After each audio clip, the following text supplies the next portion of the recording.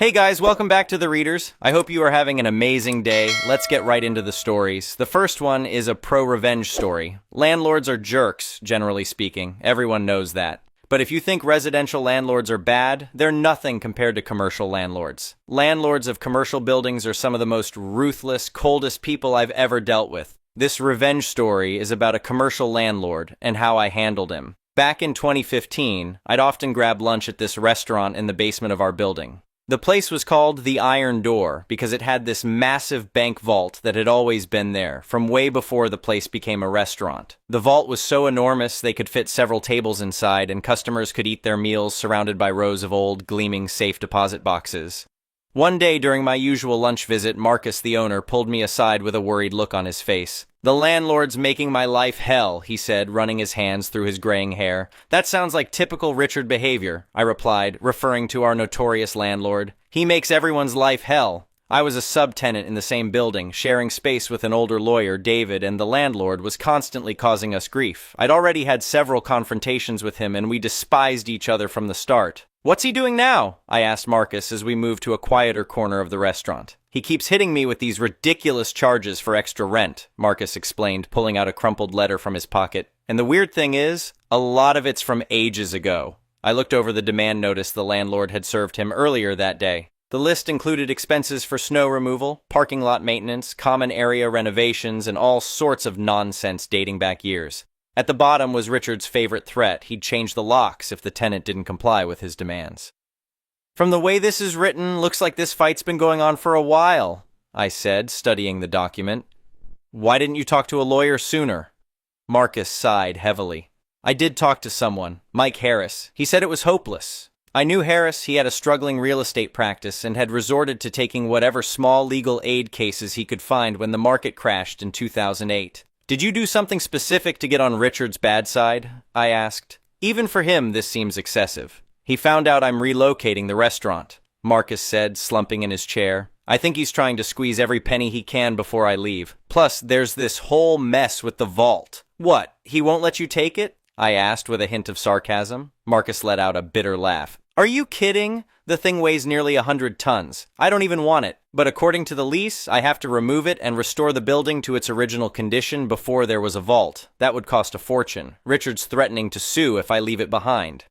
"Send your lease up to my office," I said. "Let me take a look." I finished my lunch, and when I got back upstairs, the lease was waiting on my desk. The situation was exactly as bad as Marcus had described. The lease was a complicated mess of renewals and assignments, with the original documents dating back to right after World War II, when a bank first leased the space and installed the vault. Somehow Richard had managed to trap Marcus into inheriting a lease that made him responsible for removing a massive bank vault when he moved out. My first thought was simple: no problem, the restaurant can default and all Richard can do is sue a shell company.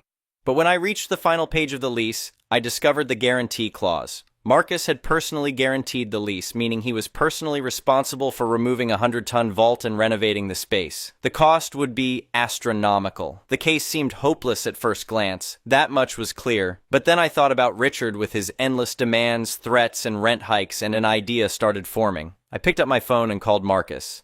"It's bad news, right?" he answered, resignation in his voice.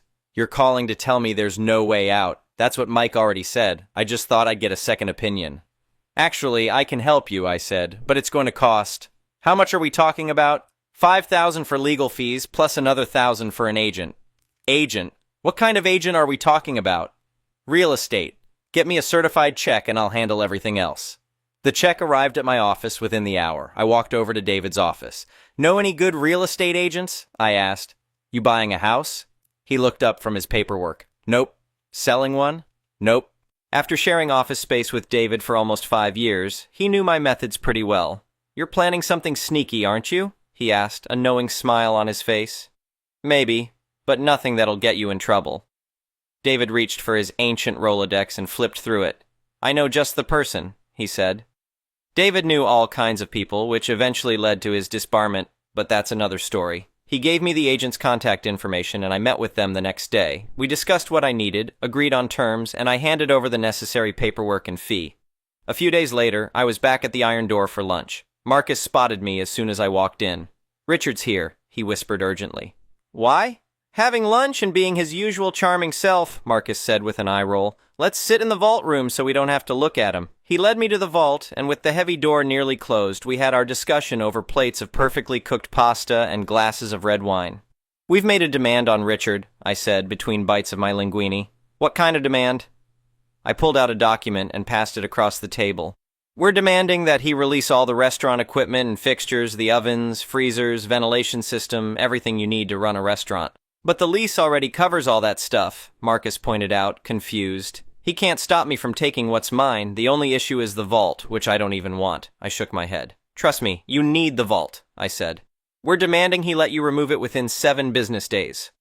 Wait, what? Marcus stared at me. You think reverse psychology will work on Richard? Like he's some kind of toddler you can manipulate? We'll see soon enough. He's had the demand letter for a couple of days now. Marcus knocked over his wine glass, and it shattered on the marble floor. You already sent it? He exclaimed, jumping up to call a waiter for cleanup. Let's go see what our friend Richard has to say, I suggested, and we walked over to his table. Richard was a large man with an equally large appetite. He sat alone, tearing into a massive steak with both hands. My client needs an answer today, I announced. Richard looked up, mouthful of meat. I'm representing the Iron Door, I continued. You received our demand letter. My client needs to know your position immediately. He needs the vault for his new location and has to make arrangements. Richard swallowed his mouthful and sneered. Your client can forget about the bank vault. You can't do that, I protested, feigning shock while Marcus's genuine surprise showed on his face. Richard's laugh boomed through the restaurant. I'm the landlord. I can do whatever I want.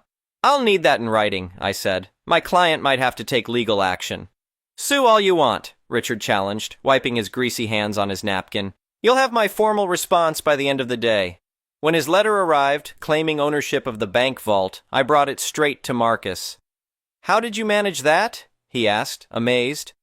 Professional secret, I replied with a smile. The following month, the Iron Door relocated to its new space 20 minutes away. They kept the name, but obviously didn't have the actual vault. The vault remained exactly where it had always been, in the basement of my building. Not long after, David caught me in the hallway. Richard's looking for you, he said. He's furious. Oh? What about? Says his deal fell through. He was supposed to lease the basement to a bank or credit union. They were scheduled to sign the lease but never showed up. And what's that got to do with me? I asked innocently, and repeated the same question to Richard when he cornered me a few days later. This was all you, he accused, face red with anger. That offer from the agent, it was all fake. Just a trick to make me keep the vault so your client could abandon it and walk away. I'm going to sue everyone involved. If you're looking for legal representation, I'll have to declare a conflict of interest, I replied calmly. I'm suing the restaurant, the agent, and you, he threatened before storming off. But Richard never filed that lawsuit. Of course he didn't. He had no contract to sue on, just a vague letter of intent that I'd carefully drafted. Enough to hook a greedy landlord who was used to getting his way. The offer was non-binding and required a formal lease signing that never happened. When I left David's practice a year later, the basement space was still empty, with a faded "For Rent" sign hanging in the window and a 100-ton vault sitting exactly where it belonged. The next one is an entitled People's Story. I never thought I'd be writing one of these stories, but here I am. This happened over the course of the last 3 months, and I'm still shaking my head at the absurdity of it all. Buckle up, because this is a wild ride of HOA overreach and sweet, sweet justice. My wife Rose and I bought our dream house last year. It's a beautiful property just outside of Phoenix with a decent-sized backyard and, most importantly, a pool. Anyone who's lived through an Arizona summer knows that a pool isn't just a luxury. It's practically a necessity when temperatures regularly hit 110 degrees Fahrenheit. Our house sits right next to one of those cookie-cutter planned communities with their matching beige houses and perfectly manicured lawns. You know the type, where the HOA measures your grass with a ruler and sends you violation notices if your mailbox is the wrong shade of brown. We specifically chose our property because it wasn't part of any HOA. I've heard enough horror stories to know I wanted no part of that nightmare. Everything was perfect for the first 8 months. We maintained our pool ourselves, kept the yard nice but not obsessively so, and generally enjoyed our freedom. Then came Karen from next door, and yes, that's her real name. It started with friendly suggestions about our pool maintenance schedule. You know, the HOA requires pools to be cleaned weekly, she'd say over the fence. Each time I politely reminded her that we weren't part of her HOA. She'd purse her lips, nod, and walk away. I thought that was the end of it. Boy, was I wrong. One Saturday morning in June, I was enjoying my coffee by the pool when someone started pounding on my front door. I opened it to find a man in a polo shirt with pool safety solutions embroidered on it, clipboard in hand. "Good morning. I'm Mark Harris from Pool Safety Solutions. I'm here for your mandatory pool inspection," he announced with all the authority of someone who actually had authority. I blinked at him. "Mandatory pool inspection? Says who?" "The Saguaro Vista HOA has contracted us to perform safety inspections on all pools within the community," he replied, already trying to peer around me into the backyard. "Well, there's your first problem," I said. "We're not part of Saguaro Vista HOA, never have been." Mark consulted his clipboard. "According to my records, 2487 Desert Willow Lane is within HOA jurisdiction." "That's not even my address. I'm 2485 and again, not part of the HOA." He frowned. "Ma'am, refusing a safety inspection could result in fines and pool closure. I need to complete this inspection today." Now I was getting annoyed. "Look, I don't know who sent you, but you have no authority here. I'm not in the HOA, and you're not coming into my backyard. Have a nice day." I started to close the door. He stuck his foot in the doorway. "I'm afraid I have to insist." That's when I lost it. "Remove your foot from my door right now, or I'm calling the police to report you for trespassing." He pulled his foot back, but his face turned red. "You'll be hearing from the HOA board about this." "Looking forward to it," I replied, and shut the door in his face.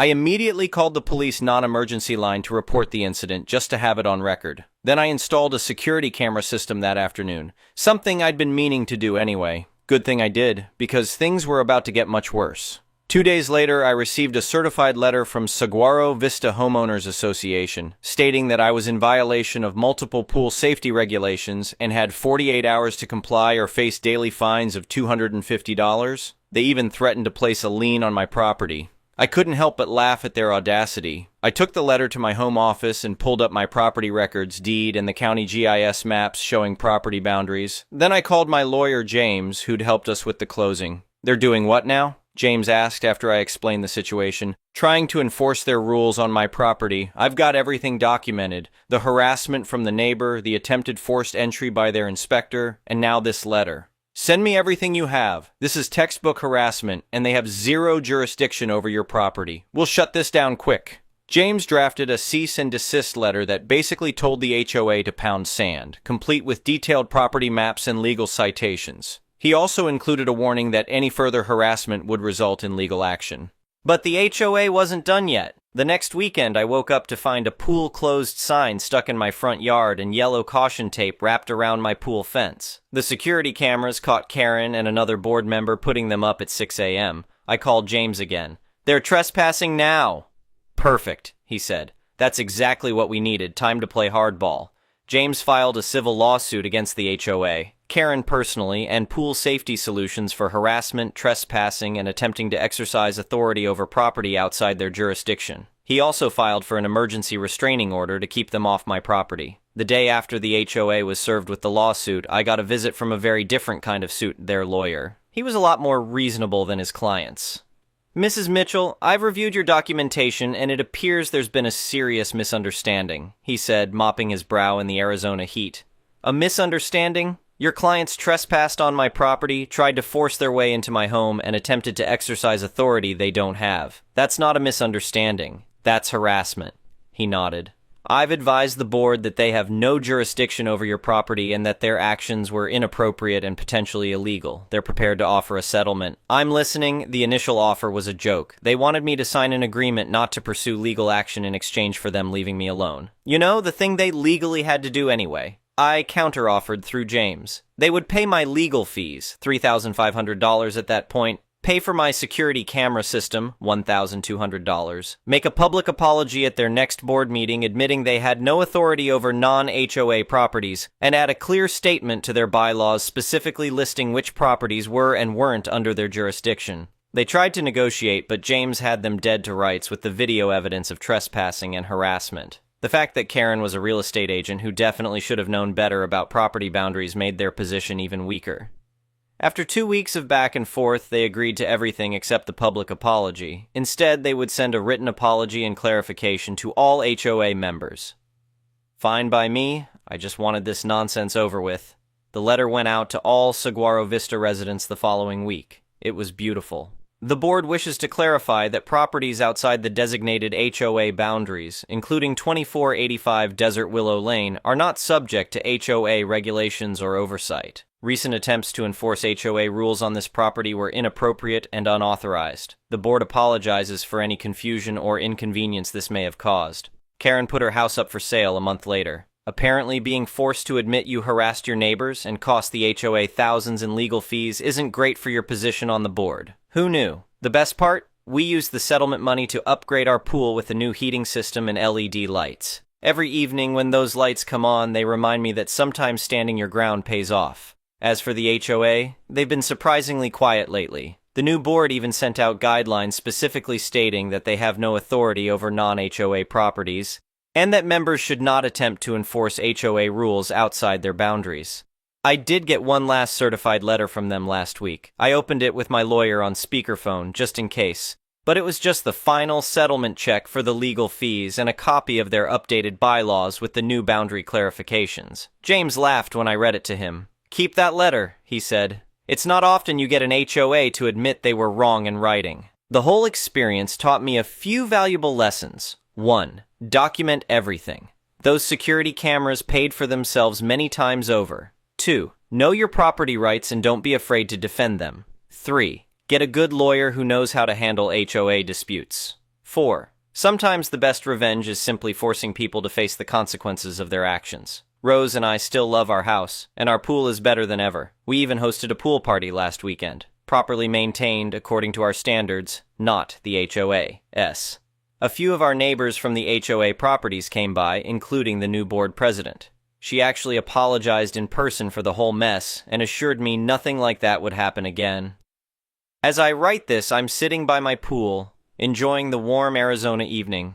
The LED lights are cycling through their colors, and I can see Karen's for sale sign glowing in the streetlight.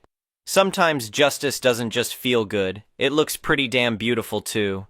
Update 3 months later. A lot of you have been asking for an update, so here it is. Things have gotten even more interesting since my last post. Remember how Karen put her house up for sale? Well, she had trouble selling it. Turns out, when you're a real estate agent who gets caught harassing neighbors and costing your HOA thousands in legal fees, it doesn't do great things for your reputation in the local real estate community. She finally sold her house last month for well under asking price and moved to a different part of town. But here's where it gets good. The new neighbors are absolutely wonderful. They're a retired couple who specifically asked their real estate agent, not Karen, about the HOA situation because they'd heard rumors about the previous board's overreach. When they learned about what happened, they actually came over on moving day to introduce themselves and assure us they believed in being good neighbors, not nosy neighbors. The HOA has undergone some major changes too. After the whole fiasco, there was basically a clean sweep of the board. The new members are much more reasonable and they've implemented some pretty significant reforms. 1. They created a clear map of HOA boundaries that's now included in all new resident welcome packets too. They established a formal process for handling complaints that requires actual documentation and verification before any action is taken. 3. They even started a Good Neighbor initiative to improve relationships with non-HOA properties on the periphery of their community. The best part? They used my case as a learning opportunity. At their annual meeting, which I know about because my new neighbors told me, they actually discussed how the previous board's actions had damaged community relations and wasted HOA funds. They used it as an example of why it's important to verify jurisdiction and follow proper legal procedures before taking action. Pool Safety Solutions, the company that sent Mark Harris to my house, also faced some consequences. After our lawsuit, they implemented new training procedures for their inspectors and now require written verification of HOA jurisdiction before conducting any inspections. They sent me a formal apology letter and offered a free pool safety consultation as a goodwill gesture.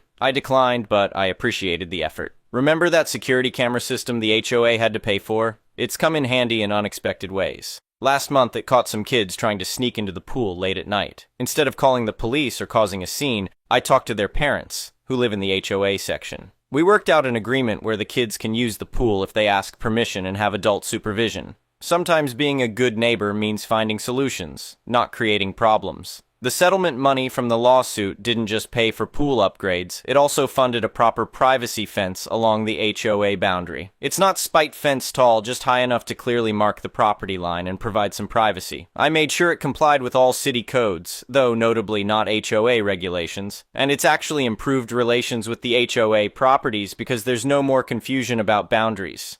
James, my lawyer, has gotten some good business out of this too. Apparently, word spread about how he handled my case, and he's become something of a go-to lawyer for HOA disputes in the area. He jokes that he should put Karen's name on his website as a reference. The whole experience has had an unexpected positive impact on our little corner of the neighborhood. The clear boundaries and new HOA leadership have actually led to better community relations. We still have our independence, but there's also a mutual respect that wasn't there before. Last week, we even worked together with the HOA to organize a community yard sale that included both HOA and non-HOA properties. Rose and I have zero regrets about standing our ground. Yes, it was stressful at times, and yes, it cost some money up front, even though we got it back. But it was worth it to establish clear boundaries and rights. Sometimes you have to fight the small battles to prevent bigger ones down the road. Our pool is still our paradise, especially now that Arizona's summer is in full swing. We maintain it our way, on our schedule, and nobody gives us grief about it. The LED lights still shine every evening, but now they're less a symbol of victory and more just a beautiful part of our home. If there's one final lesson I've learned from all this, it's that standing up for your rights doesn't mean you have to maintain animosity forever. Once the people who were wrong are gone or have acknowledged their mistakes, it's possible to build something better than what was there before. Our neighborhood is proof of that. And to anyone else dealing with HOA overreach, document everything, know your rights, and don't be afraid to stand your ground. Sometimes the best way to be a good neighbor is to set clear boundaries and stick to them. The next one is a malicious compliances story. A former employer has decided to shoot themselves in the foot with a bazooka. I thought I'd share it here so you can laugh at them too. In a nutshell, the business built its own in-house software which is designed to cover all aspects of the business, from invoicing, tracking stock, creating reports, semi-automating direct debit billing, and virtually everything else. 1,000 sub-areas. As such, the business ended up with 3 IT departments. One was more hardware issues and basic IT issues. There was the medium IT department who could fix small issues within specific sub-areas of the software, and the legacy team who worked on the rawest base level of the software and had kept it functioning for over 20 years. In an effort to cut costs, the senior management decided that the legacy team were no longer required as they were creating a whole new software anyway and would be ditching the old one within a year or so. In doing so, they also insisted that the large office they occupied was completely emptied. This included several huge filing cabinets of paperwork, comprising dozens of core manuals and countless hundreds of up-to-date how-to-fix documentation pieces, as well as earlier superseded documents they could refer back to too. The legacy team sent an email to the seniors basically saying, "Are you sure?" To which they eventually received a terse email back specifically stating to destroy all paperwork.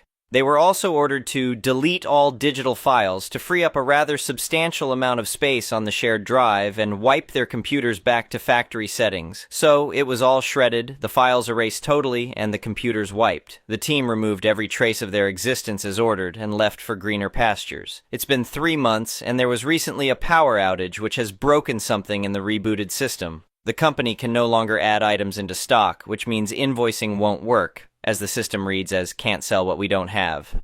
In turn, this means there's no invoices for the system to bill. So it's back to pen, paper, and shared Excel sheets to keep track of stock, manually typing invoices into a template, and having to manually check every payment received against paper invoices. All of which is resulting as massive amounts of overtime required to keep up with demand. The company has reached out to the legacy team, but they've all said, without the manuals they were ordered to destroy or erase, they're not sure how to fix it. The new system is still at least a year out. On the positive side, 2 of the senior managers have a nice large office to share and sit in. Thank you for watching. I would really appreciate it if you could like the video and subscribe to our channel if you haven't already. We'll see you again tomorrow.